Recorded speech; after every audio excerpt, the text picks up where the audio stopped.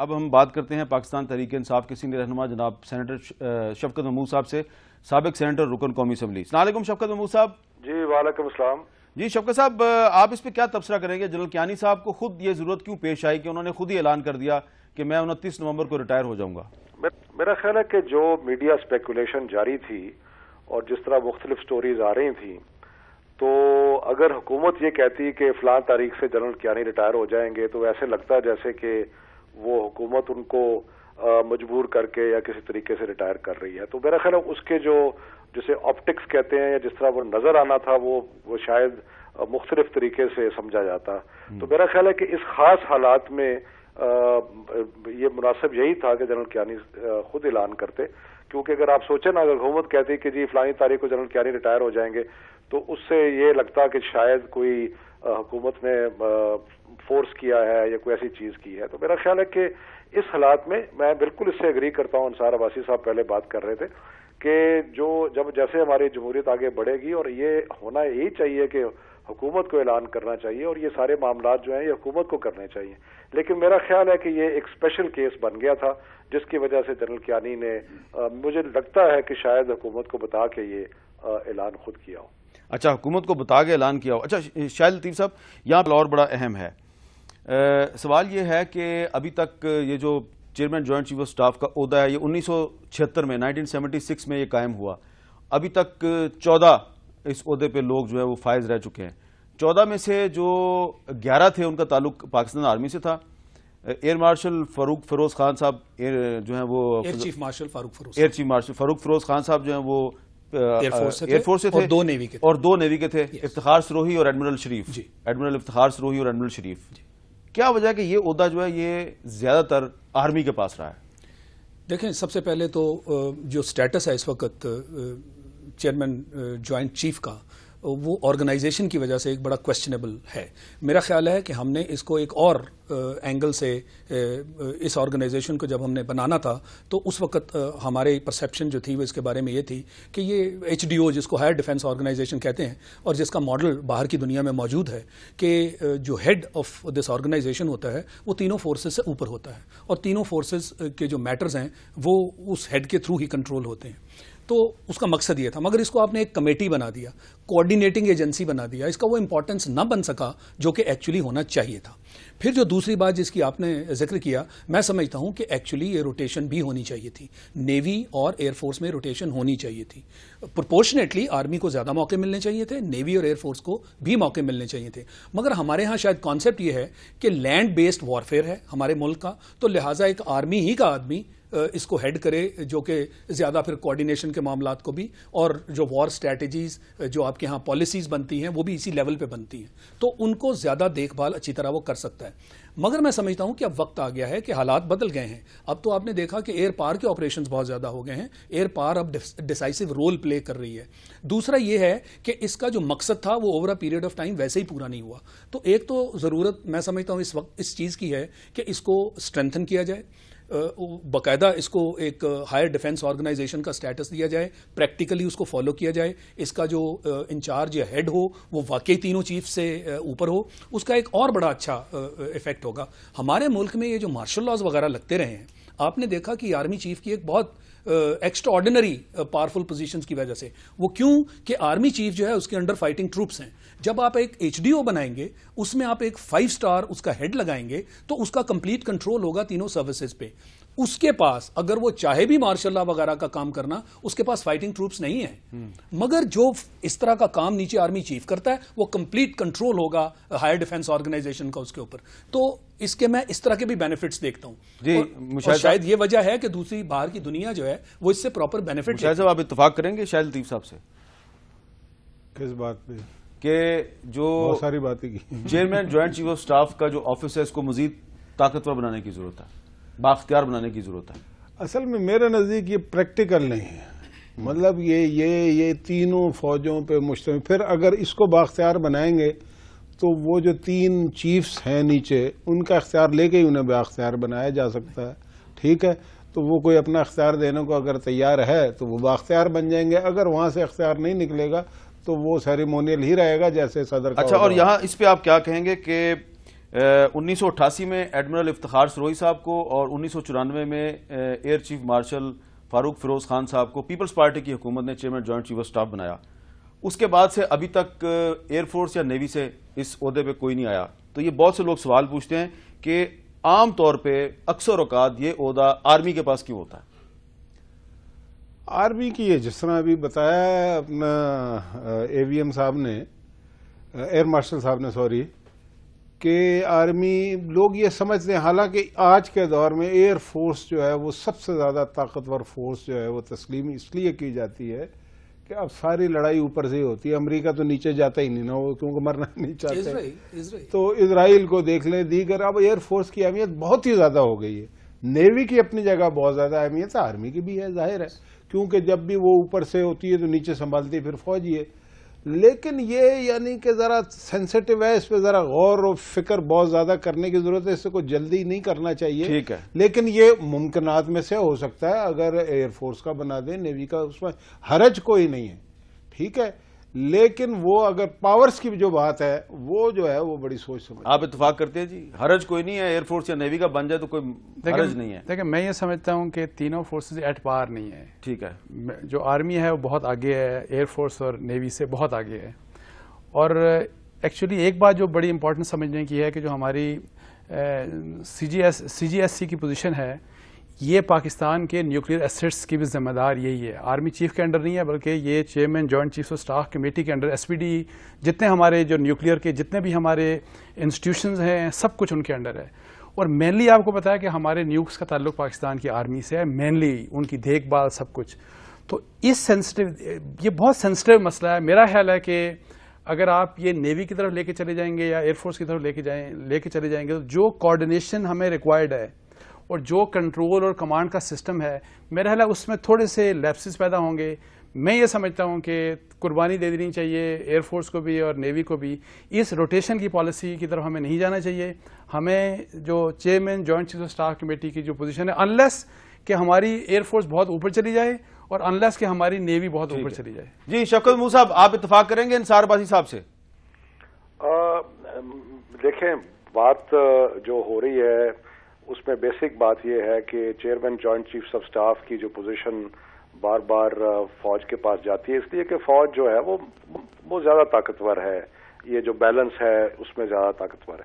باقی تو وارفیئر اب چینج ہو رہی ہے، باقی چیزیں چینج ہو رہی ہیں. نیچرلی ایئر فورس اور نیوی جو ہیں وہ دنیا کی وارفیئر میں بہت امپورٹنٹ ہو گئی ہیں. لیکن ہمارے ملک کا جو اس وقت سچویشن ہے اس میں تو کلیئرلی فوج کی برتری ہے اور وہ باقی سروسز کو جب چاہیں ایک طرف کر دیتے ہیں. لیکن میرا خیال ہے کہ آہستہ آہستہ جب ہم آگے بڑھیں گے تو اس چیز میں تبدیلی آ سکتی ہے اور آنی چاہیے.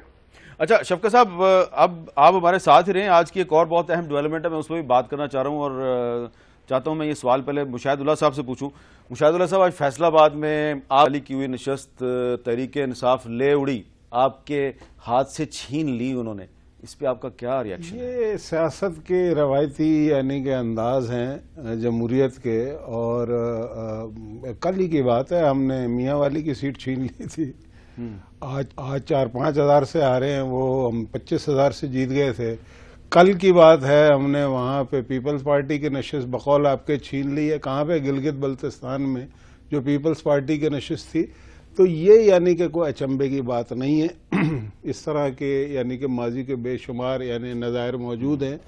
ابھی پشاور میں آپ دیکھیں، بلور صاحب کوئی سوچ سکتا تھا کہ وہ 3 مہینے بعد واپس دوبارہ جیت جائیں گے؟ جیت گئے. جمہوریت میں اس طرح سے ہوتا ہے. میرے نزدیک کوئی بہت زیادہ اہمیت نہیں ہے اس بات. مشاہد صاحب کیا اپنا شفقت صاحب مشاہد صاحب کا آپ نے جواب سن لیا، تو شفقت صاحب آپ کیا کہیں گے کہ اگر میاں والی میں شادی کھیل جو ہے وہ عمران خان سے نشست چھین سکتا ہے، تو اگر فیصل آباد میں آپ نے ایک صوبائی اسمبلی کی نشست چھین لی تو اس پہ بہت زیادہ خوش ہونے کی ضرورت نہیں؟ دیکھیں، بات یہ ہے کہ یہ بہت ہی سگنیفیکنٹ بات ہے کہ فیصل آباد میں جہاں ساری سیٹیں انہوں نے سویپ کی تھیں نون لیگ نے، وہاں پہ تحریک انصاف نے میدان مارا ہے.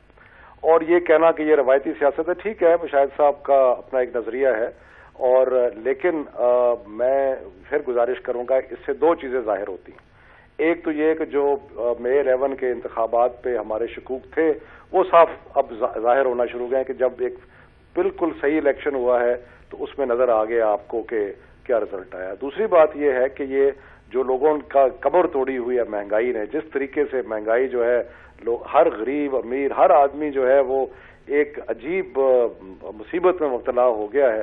میرا خیال ہے کہ یہ اس پہ بھی ایک ریفرینڈم ہے, تو اس کی وجہ سے لوگ جو ہے متنفر ہوتے جا رہے ہیں. میں تو کہتا ہوں اللہ کرے یہ الیکشن کروائیں لوکل باڈیز کے, جلدی سمجھ آ جائے گی.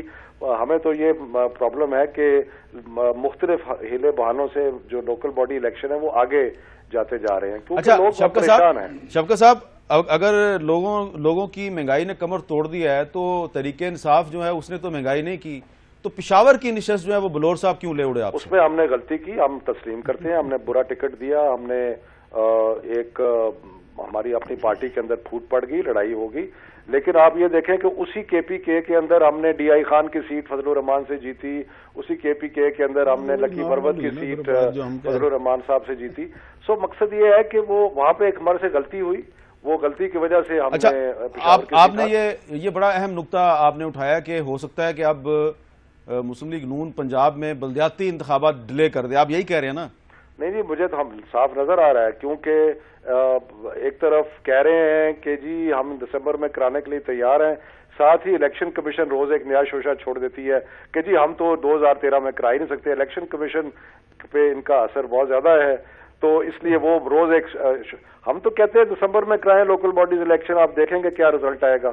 اگر وہ فیئر اینڈ فری الیکشن ہوں گے پھر آپ دیکھیں گے. مشاہد اللہ صاحب کی ذرا بات سن لیں. دیکھیں بات یہ ہے کہ وہ یہ بھی کہتے ہیں جی فیئر اینڈ فری نہیں تھا, پیپل پارٹی بھی یہی کہتی ہے. کوئی شکست اس ملک میں مسئلہ یہ ہے, حالانکہ وہ جو یہاں پہ آئے تھے یورپین یونین کے اور دیگر, انہوں نے بتایا کہ کس حد تک یہ سب سے زیادہ کریڈیبل الیکشن تھے, لیکن ہارنے کے بعد, اور یہ نئی پارٹی ہے تو انہیں ذرا مشکل سے اس بات کو سمجھنے میں ٹائم تو لگے گا نا کہ ہار بھی ایک کیا چیز ہوتی ہے. مطلب پہلے سے آپ طے کر کے بیٹھ جائیں کہ سونامی آ گیا تو پھر وہ ایسے تو نہیں ہوتا. لیکن میں یہ کہنا چاہتا ہوں, یہ ابھی ایک بات فرما رہے ہیں شفقت صاحب کہ بلدیاتی الیکشن ہوگا, یہ ہو جائے گا, وہ ہو جائے گا, اور یہ دسمبر میں کرا دیں. انہوں نے اپنے منشور میں یہ کہا تھا کہ 90 دن کے اندر اندر ہم کرا دیں گے. کے پی کے میں واحد صوبہ ہے جہاں پہ ابھی تک یہ قانون بھی منظور نہیں کرا سکے, باقی صوبوں میں ہو چکا ہے. تو مطلب کہ آپ اپنا کام تو کریں بھائی, آپ کو خواہش ہے. چلے وہ کے پی کے میں نہیں کروا سکے, آپ پنجاب میں تو کروا دیں. کرا لی نا ہم نے قانون تو پاس کروا لیا ہے نا اسمبلی سے. یہ تو اسمبلی میں قانون نہیں پاس کروا سکے. اچھا, خواہش دیکھیں ہے کہ جی کل ہو جائیں بھائی, آپ قانون پاس کرائیں گے. انصار بازی صاحب, فیصلہ آباد جو کہ کا گڑھ تھا, وہاں پہ آج تحریک انصاف نے نون لیگ کو ضمنی الیکشن میں ہرا دیا, آپ اس پہ کیا تبصرہ کریں گے؟ دیکھیں ڈیفینیٹلی یہ میرا خیال ہے سیریسلی لینا چاہیے مشاہد اللہ صاحب کو. صرف یہ سیاست کی بات نہیں ہے, ابھی تو 2-3 مہینے ہوئے ہیں ابھی الیکشنز کو, اور آپ دیکھیں کہ یہ حال ہوا, اور یہی بات جو اس طرح آپ کہہ رہے ہیں پشاور میں اور کے پی میں ہوا, اس کو بھی سیریسلی لینا چاہیے پی ٹی آئی کو. لیکن میں آپ کو ایک بات بتاؤں کہ لوگوں کو بڑی امیدیں تھیں ان دونوں پولیٹیکل پارٹیز کے ساتھ, اور یہ مہنگائی کا مسئلہ بڑا سیریس ہے اور پورے پاکستان کے لیے سیریس ہے. ان کو یہ چاہیے کہ بجائے اس کے کہ آپ سیاست کریں, جب تک یہ لوگوں سے عمرہ سے ٹیکس نہیں لیں گے اور خود ٹیکس نہیں دیں گے, جب تک یہ اپنا پیسہ خود پاکستان میں واپس لے کے انویسٹمنٹ نہیں کریں گے, ہمارے حالات بہتر نہیں ہوں گے. انڈائریکٹ ٹیکسز ہوں گے. سو ان سے گزارش ہے دونوں پولیٹیکل پارٹیز سے کہ آپ مل بیٹھ کے تو عمرہ کے اوپر, ایلیٹ کے اوپر ٹیکس لگائیں. جی شفقت صاحب, آپ انصار آبادی صاحب کی یہ جو گزارش ہے اس پہ غور کریں گے؟ وہ کہہ رہے ہیں دونوں پارٹیاں, تحریک انصاف اور مسلم لیگ دونوں, مسلم لیگ نون دونوں عوام پہ رحم کریں. نہیں, میں تو کہتا ہوں کہ انڈائریکٹ ٹیکسز کے بجائے ڈائریکٹ ٹیکسیشن ہونی چاہیے. ہمارے ملک میں تو یہ آسانی کرا دی ہے, انڈائریکٹ ٹیکسز انہوں نے بھی مزید بڑھانے شروع کر دیے. بھائی ڈائریکٹ ٹیکسز لگائیں, جو جس کی انکم زیادہ ہے وہ زیادہ ٹیکس دے, جس کی انکم کم ہے وہ کم دے, جس کی انکم نہیں ہے وہ نہ دے. تو یہ ساری چیزیں جو ہے نا, اس میں دو رائے ہو نہیں سکتی. آخری ایڈوائس ہم نے شروع میں کہا تھا ہم حکومت کے ساتھ شاہد لطیف صاحب مثبت کام میں تعاون. شاہد لطیف صاحب, آپ کی ایڈوائس دونوں پارٹیوں. میں اس سبجیکٹ پہ بات نہیں کر رہا, یہ بالکل باتیں جو ہوئی ہیں وہ بجا ہوئی ہیں. یہ لمحہ فکریہ ہے. میں سمجھتا ہوں کہ ان کے لیے کہ ان کی جو سیٹ ہے وہ ابھی پاپولیرٹی کا گراف نیچے آیا. میں جو کامنٹ دینا چاہ رہا تھا وہ صرف یہ تھا کہ ابھی اس سے پہلے چونکہ ایک آرگومنٹ آئی تھی اور موسٹلی لوگوں نے یہ کہا کہ چونکہ آرمی کی پوزیشن سٹرانگ ہے لہٰذا لہٰذا اس بیس کے اوپر ہائر ڈیفنس آرگنائزیشن میں کمانڈ بھی انہیں کی ہونی چاہیے. ہمیں یہ دیکھنا چاہیے کہ دنیا میں ٹرینڈز کیا ہیں. ہائر آرگنائزیشن ایک ورکنگ ماڈل ہے اور جس کی CDS کی میں نے بات کی وہ بھی ورکنگ ماڈل ہے. ہم کوئی ری انوینٹ نہیں کر رہے, تو ہمیں آگے جانا ہے. نمبر 1. نمبر 2, یہ جو ایسٹس کی بات ہوئی, جو آپ کے اسٹریٹجک ایسٹس ہیں, نیوکلیئر ایسٹس ہیں, وہ اگر آپ انڈیا کو بھی دیکھیں تو 70% assets are now air based assets, airborne, sorry not air based, airborne. تو وہ بھی ایک ماڈل ہے جس کو دیکھ کے یہ نہیں ہمیں رہنا چاہیے کہ گراؤنڈ بون ہی ہونے چاہیے, سارے ایئر بون ہیں. اس کے مطابق ہمیں فیوچر کی اسٹریٹجی جو ہے وہ ڈیوائز کرنی چاہیے, اور فیوچر وہی ہے جو ہمارا پروگریسو اور جس میں ہماری ایڈوانس. بہت شکریہ آپ تینوں کا. شفقت صاحب آپ کا بھی بہت بہت شکریہ. 2 موضوعات پہ ہم نے گفتگو کی کہ آرمی چیف جنرل کیانی نے خود ہی اپنی ریٹائرمنٹ کا اعلان کیوں کر دیا. ہم نے اس سوال پہ آج بات نہیں کی کہ اگلا آرمی چیف کون ہوگا.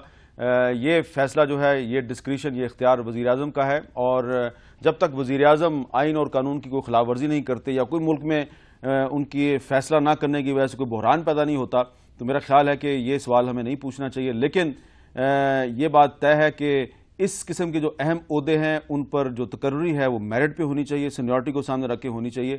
اور آخری بات جو کہ انصار عباسی صاحب نے مسلم لیگ نون اور تحریک انصاف دونوں سے کہی ہے کہ یہ دونوں جماعتیں جو ہیں اس وقت عوام کے جو مسائل ہیں ان پہ توجہ دیں. ایک پارٹی کی خیبر پختونخوا میں حکومت ہے, دوسری کی مرکز میں اور پنجاب میں حکومت ہے, اور جو آج فیصل آباد کا رزلٹ ہے ضمنی الیکشن میں, مسلم لیگ نون کی چھوڑی ہوئی سیٹ کو تحریک انصاف لے اڑی. یہ مسلم لیگ نون کے لیے لمحہ فکریہ غور کرنا چاہیے کہ خرابی کدھر ہے. مجھے دیجیے اجازت, اللہ حافظ.